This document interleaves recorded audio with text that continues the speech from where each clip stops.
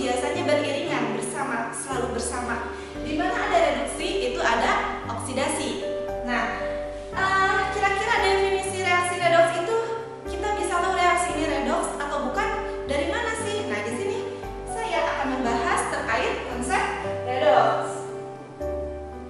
Konsep atau definisi redoks. Oke. Pertama, di sini saya bahas terkait definisi redoks. Agar memudahkan adik-adik untuk mempelajarinya, saya di sini akan mempermudah dalam bentuk perbandingan tabel.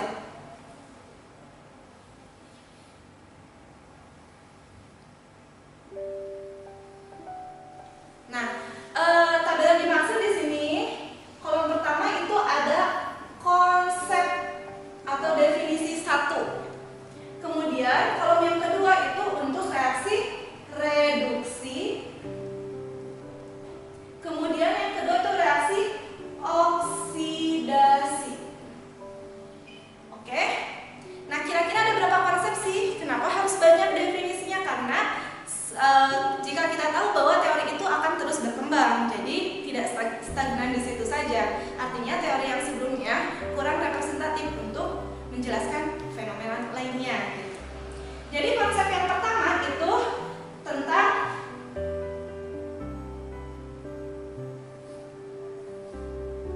dari ketersediaan O2.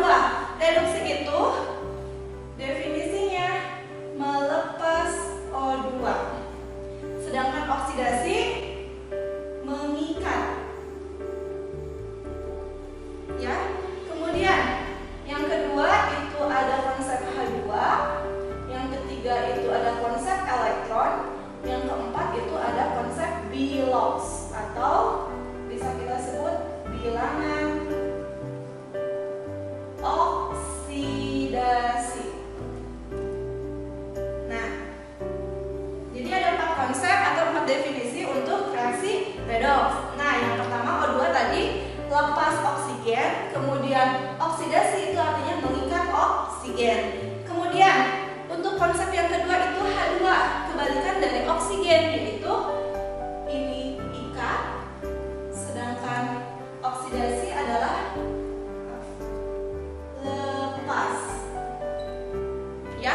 Kemudian konsep yang ketiga itu konsep elektron. Elektron menurut reduksi itu ikat, oksidasi itu lepas. Kemudian dari bilox, reduksi itu penurunan, sedangkan oksidasi itu kenaikan. Ya, jadi di sini ada 4 konsep atau 4 definisi terkait reaksi redoks. Nah, reaksi redoks menurut konsep oksigen itu melepasnya oksigen atau dilepasnya oksigen, sedangkan oksidasi itu diikatnya oksigen. Kemudian konsep H2 reduksi ikat, oksidasi lepas, dan seterusnya. Nah, kira-kira maksudnya bagaimana? Nah, di sini untuk memudahkan, kakak ada catatan bahwa ikat itu letak di sebelah kiri panah reaksi maksudnya. Atau bisa kita sebut dia merupakan reaktan atau pereaksi. Itu untuk definisi ikat. Kemudian untuk definisi lepas. Lepas itu apa? Letaknya di sebelah kanan panah. Di sini biasa disebut produk atau hasil reaksi.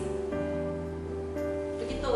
Jadi untuk mempermudah adik-adik, di sini saya memberikan definisi tambahan bahwa ikat itu biasanya letak misalkan oksigen, letak oksigennya itu di sebelah kiri panah atau biasa kita sebut itu sebagai reaktan atau pereaksi. Kemudian untuk definisi lepas itu biasanya letaknya di sebelah kanan panah atau biasa kita sebut sebagai produk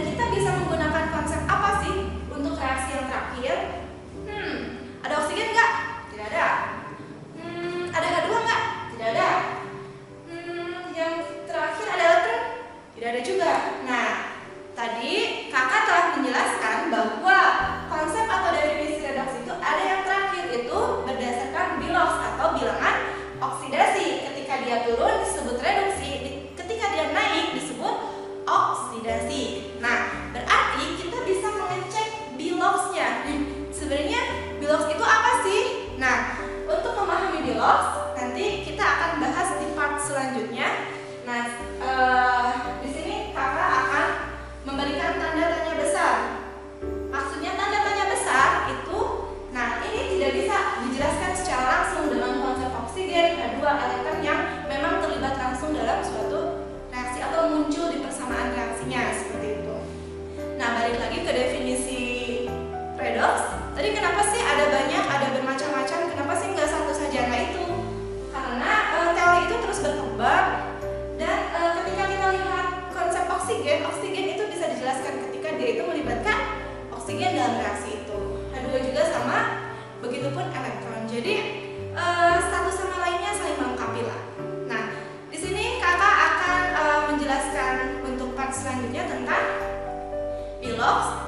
Nah, kita akan melanjut ke dalam konsep selanjutnya, yaitu tentang bilangan oksidasi. Tadi kan belum sampai tuh definisi Bilox itu apa sih, sehingga kita tidak bisa menjelaskan reaksi yang terakhir itu tergolong reduksi atau oksidasi, atau mungkin bahkan akan terdapat keduanya dalam reaksi itu. Nah, untuk memudahkan, kakak akan bahas dulu ya konsep dasar tentang Bilox.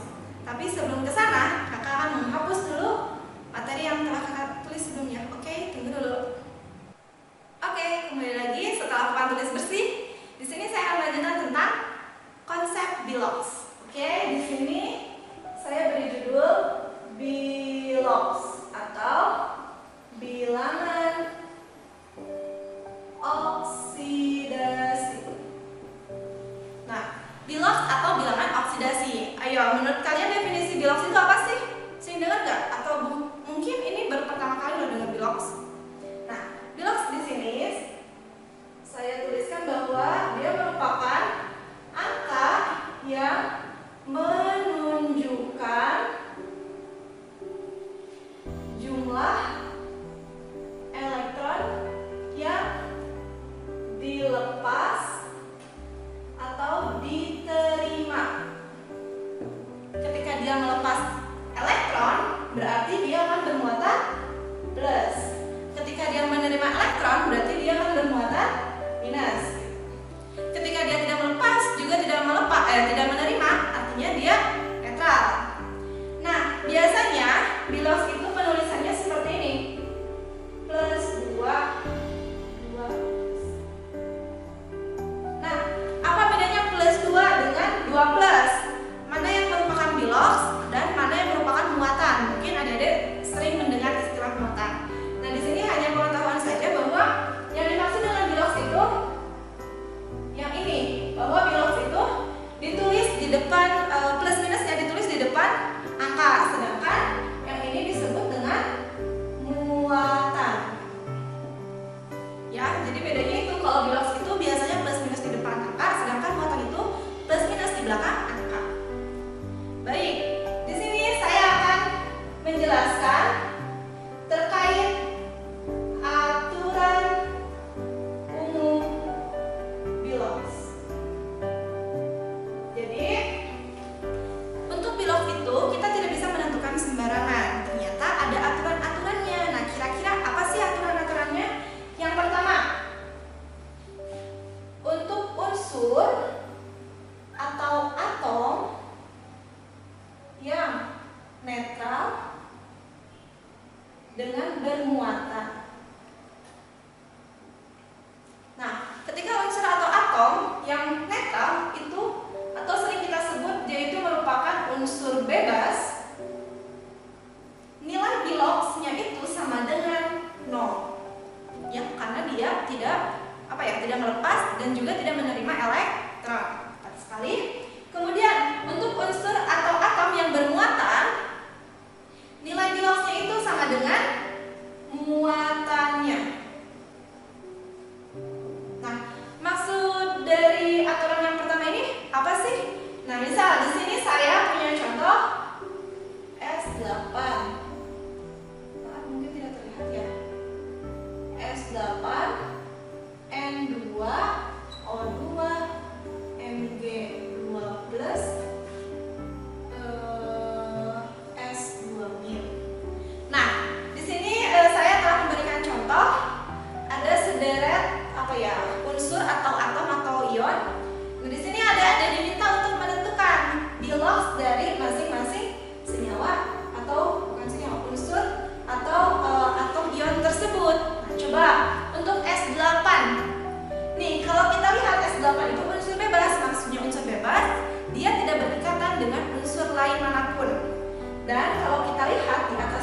dia tidak ada muatan plus minnya, artinya dia netral. Jadi dia tergolong unsur atau atom netral, yaitu Biloxnya sama dengan 0. Jadi kita tulis di bawahnya bahwa Biloxnya adalah 0. Bisa? Kemudian N2 juga merupakan unsur bebas, artinya Biloxnya sama dengan 0. Tepat sekali. Kemudian O2 juga merupakan unsur bebas karena tidak berikatan dengan manapun, artinya dia Biloxnya 0. Kemudian di sini ada Mg2+, artinya Mg ini bermuatan 2+, bermuatan plus 2. Jadi kita bisa menulis Biloxnya yaitu plus 2. Ya.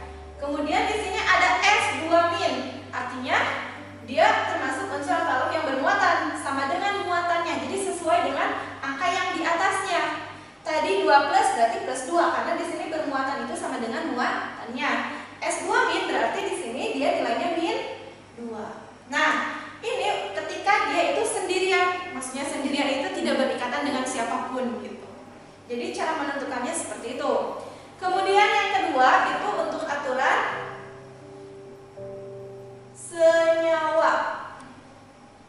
Senyawa juga sama, ada senyawa netral, ada senyawa bermuatan.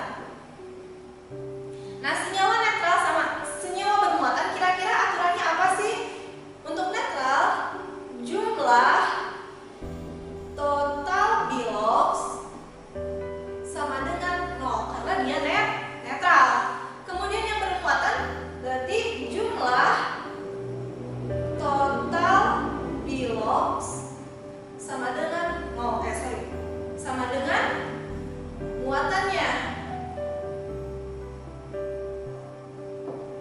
Nah, begitu. Jadi, misal saya punya contoh NH3. Artinya untuk NH3 ini jumlah total Bilox sama dengan 0 karena NH3 itu netral, tidak ada muatan di atas ini, nggak ada plus 2 atau -1 dan selainnya, ya. Nah, maksudnya jumlah total Bilox gimana? Maksudnya Bilox N ditambah. Nah, di sini kan dia ada H, tapi dia jumlahnya sebanyak 3. Berarti kita kalikan. Ditambah 3 kali Bilox H itu akan sama dengan 0. Nah, kemudian gimana nih cara menentukan Bilox N sama Bilox H-nya? Nah, nanti akan ada aturan selanjutnya. Intinya, ketika dia itu senyawa dan kalau kita totalkan Biloxnya, untuk senyawa netral, total Biloxnya itu sama dengan 0. Contoh untuk yang bermuatan bagaimana?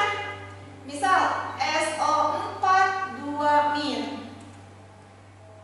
Di sini kita bisa lihat dengan jelas bahwa ada SO4 dan di atasnya itu ada muatan 2-. Artinya total ini harus sama dengan -2. Nah, bagaimana cara menulisnya? Berarti bareng-bareng ya. Bilox S ditambah O, jumlahnya ada 4. Berarti 4 dikali Bilox O itu sama dengan -2. Sampai sini untuk aturan umum Bilox bisa paham ya? Cukup mudah. Nah, untuk mengetahui Bilox masing-masing unsur seperti yang tadi, bahwa N itu berapa sih? H itu berapa? Kemudian S itu berapa? O berapa? Nah, di sini ada aturan lebih spesifik lagi untuk setiap unsur. Nah, saya akan menuliskan kembali, tapi sebelum ke sana saya akan membersihkan dulu papan tulis yang ada di belakang saya. Oke? Oke, sekarang papan tulisnya telah bersih. Saya lanjutkan kembali tentang bilangan oksidasi tadi, tentang prioritas untuk setiap unsur. Nah, di sini saya beri judul aturan prioritas Bilox. Nah, sini ada judulnya bahwa tentang aturan prioritas Bilox. Nah, jadi ada aturan prioritasnya. Dimulai dari flow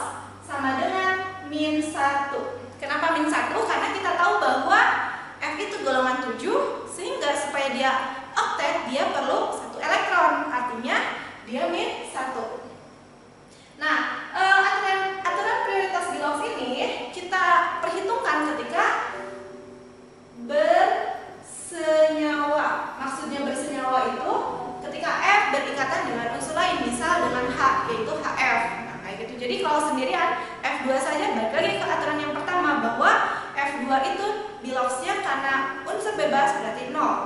Nah, aturan ini ketika dia itu bersenyawa seperti itu. Fluorine F sama dengan -1 itu letaknya prioritas paling utama. Ya. Kemudian lo-nya itu apa sih? Lo-nya itu ada logam.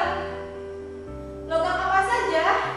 Saya kelompokkan ke dalam 3 jenis. Itu ada golongan 1A, golongan 2A, kemudian golongan 3A. Nah, ini prioritas kedua. Nah, golongan 1A apa saja? Ayo, apa sih katanya? Logam ya. Lina, kawin, Robi, CS, frustasi. Lina, kawin, Robi, CS, frustasi. Ya, itu untuk mempermudah menghafal golongan 1A. Nah, golongan 1A kira-kira biloxnya berapa sih? Ayo, 1A. Berarti elektron valensinya 1. Supaya stabil dia lepas berapa? Lepas 1 kan, daripada nerima 7. Artinya muatannya itu selalu atau biloxnya selalu +1. Ya, itu untuk logam golongan 1A. Kemudian logam golongan 2A. Untuk golongan 2A apa saja? Beli, mangga, campur sirsa, banyak rasa. Nah, ini unsur-unsur golongan 2A. Nah, karena 2A berarti elektron valensinya itu ada 2. Supaya 8 atau supaya oktet, artinya dia melepas 2 elektron. Sehingga biloxnya itu adalah +2. Ya, tepat sekali. Kemudian untuk golongan 3A. 3A itu ada apa? 3A biasanya itu untuk logam hanya aluminium saja, ya, Al saja. Sehingga kalau kita ingat 3A itu elektron valensinya 3, sehingga supaya stabil harus melepas 3 elektron. Berarti biloxnya itu sama dengan +3. Nah, itu untuk prioritas kedua. Kemudian prioritas yang ketiga itu ada H. H itu apa sih? H di sini adalah hidrogen. Ya, hidrogen itu adalah unsur H atau lambangnya H. Nah, untuk unsur hidrogen saya klasifikasikan ada ketika dia menjadi prioritas, kemudian ketika dia non prioritas. Kalau ketika hidrogen itu menjadi prioritas utama, maka hidrogen ini mempunyai nilai bilox sama dengan +1. Kalau non prioritas bagaimana? Non prioritas artinya dia menyesuaikan atau mengalah dengan prioritas yang lain seperti itu.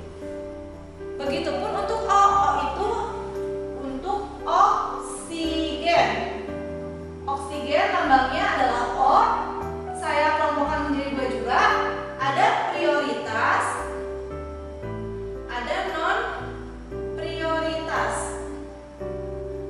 Untuk prioritas oksigen itu nilainya adalah -2. Sebenarnya untuk menghafalnya ya tadi dari elektron valensi. Oksigen itu elektron valensinya 6. Supaya stabil berarti dia perlu berapa? Perlu 2 elektron, bukan berarti dia harus melepas 6. Melepas 6 sama perlu 2 berarti lebih mudah 2 kan, lebih sedikit 2. Sehingga muatannya atau biloxnya adalah -2. Kalau dia menjadi non prior atau non prioritas berarti dia menyesuaikan sama dengan hidrogen. Nah, kemudian yang terakhir ada hal. Hal itu apa? Hal itu untuk halogen. Halogen. Halogen itu golongan 7A. Nah, anggotanya apa saja sih? Ada F. Karena F itu udah ada di prioritas awal, jadi F tidak dimasukkan lagi ke sini ya, karena dia paling utama. Ada Cl, kemudian Br, I. Biasanya itu. Nah, di sini saya kelompokkan juga menjadi 2. Ada prioritas, ada non prioritas. Untuk prior, halogen itu -1. Kalau non-prior juga menyesuaikan. Nah, saya ingatkan kembali, urutan ini selalu flow-hal. Jadi ngafalinnya lebih gampang itu flow-hal, flow-hal gitu ya. Flow-hal ini sesuai dengan prioritas, artinya semakin ke atas itu semakin dia menjadi prioritas utama, seperti itu. Nah, untuk memahami bagaimana sih penerapan konsep aturan prioritas Bilox ini dalam menentukan Bilox suatu unsur ketika bersenyawa. Nah, di sini kakak akan menuliskan dulu contoh yang akan kakak berikan untuk adik-adik. Dulu ya, saya tulis dulu, oke? Ya, ini dia soal yang telah saya sediakan untuk adik-adik supaya adik-adik lebih memahami lagi untuk menentukan bilangan oksidasi setiap unsur, oke? Kita akan membahas secara bersama-sama bagaimana sih langkah paling mudah atau langkah paling simpel supaya kita bisa dengan mudah menggunakan aturan prioritas yang telah saya sampaikan sebelumnya.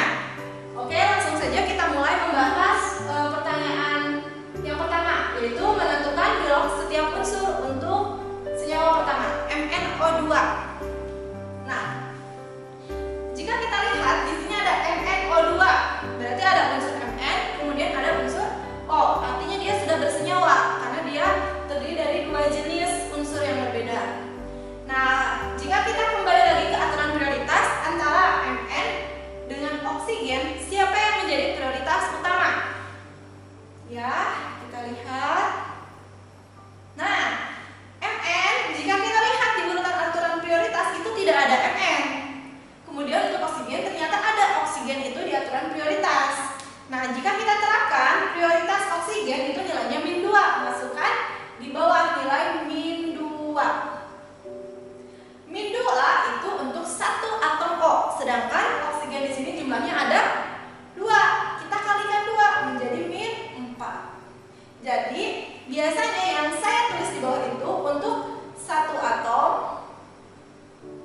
ini semua atom. Jadi yang ditulis di bawah itu untuk satu atom, yang di atas itu untuk semua atom. Di sini karena ada 2 berarti -2 kali 2 -4. Dia termasuk senyawa yang netral atau tidak bermuatan. Artinya total keseluruhan itu sama dengan 0. Ya, kemudian berarti Mn harus berapa supaya ketika dijumlahkan dengan -4 itu sama dengan 0. Berarti Mn itu sendiri ada +4. Kita tulis di bawah +4. Artinya yang dimaksud dengan yang Bilox yang mana? Bilox itu untuk yang satu atom, berarti yang +4 untuk Mn, kemudian -2 untuk oksigen, seperti itu. Nah, kemudian sekarang kita bahas untuk HF. Ini sepertinya tidak cukup ya. Saya pisahkan di sini. HF. Ya, HF untuk prioritas berarti ada unsur apa? Fluorin, yaitu prioritas pertama dengan Bilox -1. Fluorin jumlahnya 1, ya bolehlah kita tulis lagi -1, itu sama dengan 0. Berarti hanya adalah +1. Tulis ke bawah +1. +1 untuk H, kemudian -1 untuk F. Itu untuk Bilox HF. Selanjutnya kita beralih ke nomor 3, itu ada H2O. Prioritas siapa antara H dengan O?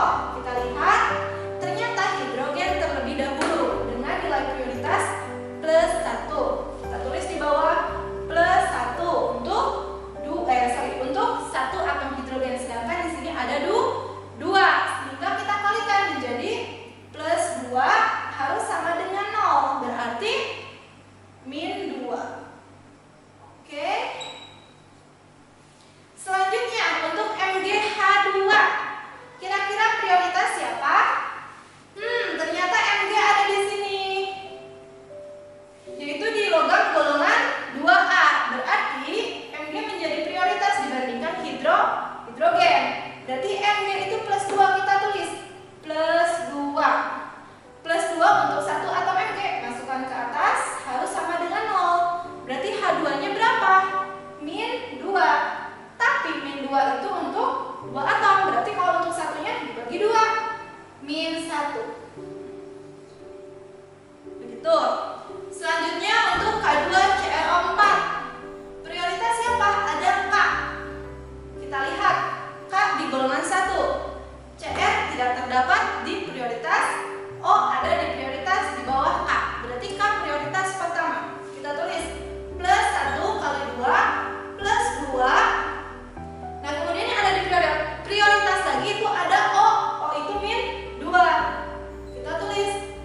8 sama dengan 0. Berarti CR itu sendiri bilosnya adalah plus 6.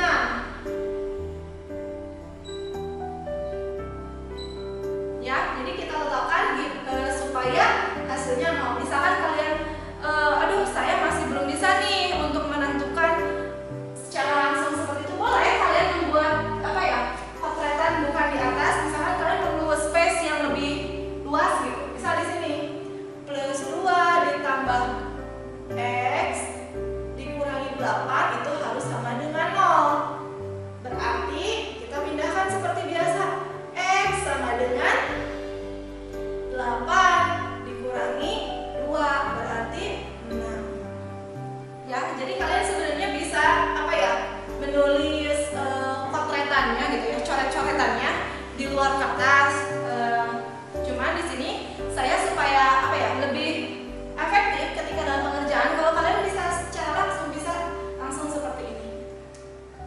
Ya, kita lanjut. Untuk H2SO4 ini sepertinya tidak cukup ya ditulis di sini. Saya pindahkan ke bawah. H2SO4. Prioritas siapa antara HSO? Kita lihat.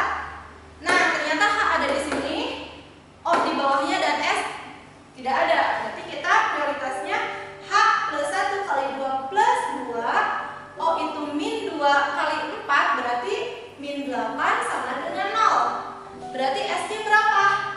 Plus 6. Gampang kan? Kemudian soal yang selanjutnya ada CO3 2 min. Sebentar saya ambil markus. Ini sepertinya tidak cukup. Saya pindahkan ke bawah. CO3 2 min. Oh, ternyata ini bukan senyawa netral ya. Karena di sini ada 2 min, artinya ada muatannya. Nah, prioritas siapa antara C dengan O? Cross check lagi ke sini. Karbon ternyata tidak ada. Yang ada itu ada oksigen. Oksigen prioritas sama dengan min 2. Berarti kita tulis min 2 kali 3 min 6 sama dengan, bukan sama dengan 0 karena dia bukan senyawa netral. Berarti kita tulis sama dengan min 2. Berarti C-nya yaitu plus 4. Kemudian yang terakhir nih, yang terakhir ada NH4+. NH4+ berarti kalau kita lihat prioritas siapa? Nah, kalau kita cek di sini ternyata N tidak ada ya. Berarti kita prioritas adalah H. Masukkan H plus 1 kali 4 plus 4. Nah, ternyata di sini ada muatannya plus 1. Berarti total dari bilos itu harus sama dengan plus 1. Sehingga N-nya adalah min 3. Tulis di bawah.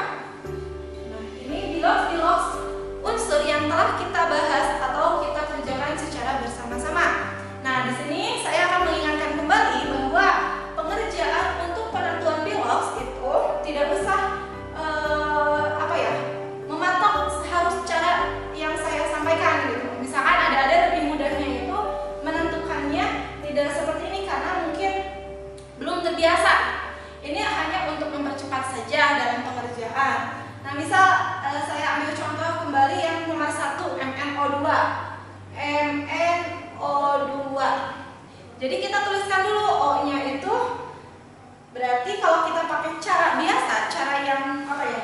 Perlu cara yang cukup panjang, misal untuk mengerjakan NO2 ini, berarti kita tulis, ingat bahwa bilos Mn plus 2 kali bilos O sama dengan 0 karena dia senyawa netral. Nah, prioritas siapa antara Mn dengan O? Kita cek ke aturan prioritas, ternyata Mn tidak ada, adanya oksigen. Berarti kita tentukan yang pertama itu bahwa oksigen adalah min 2. Mn-nya itu berarti menyesuaikan. Kalau tidak ada di prioritas, artinya bilos artinya unsur yang paling terakhir itu yang bukan prioritas yang akan kita cari atau yang menyesuaikan. Kita tulis Mn ditambah 2 kali oksigennya tadi kan min 2 ya, sama dengan 0 ya. Berarti Mn min 4 sama dengan 0. Berarti bilos Mn, oh maaf tidak terbaca ya, saya terlalu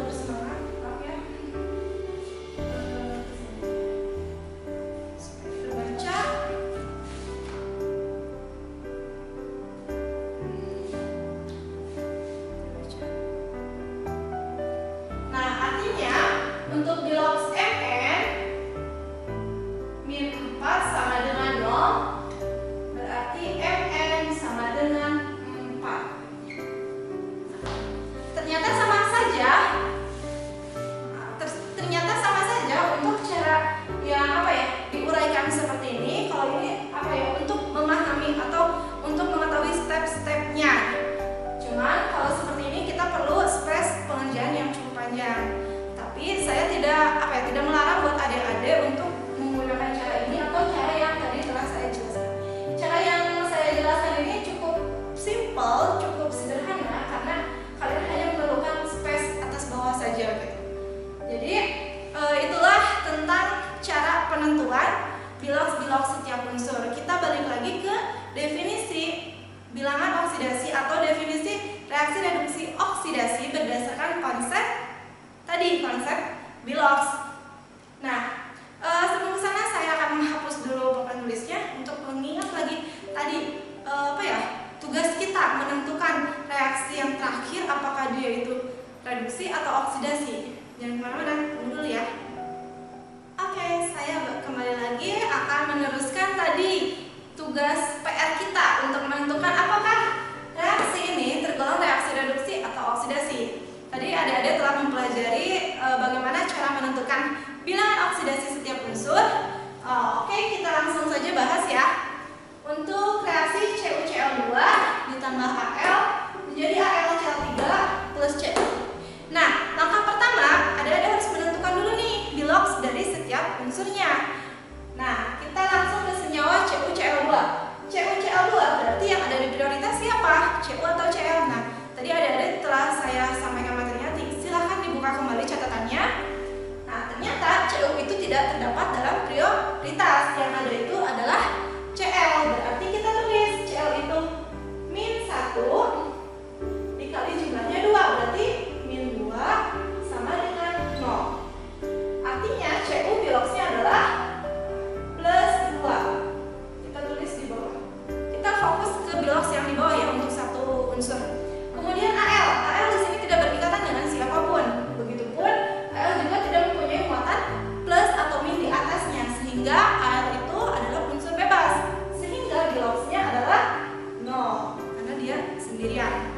AlCl3 yang ada di prioritas siapa? Ada. Coba dicek kembali. Prioritas antara Al dengan Cl itu Al yang menang. Al adalah di golongan 3A.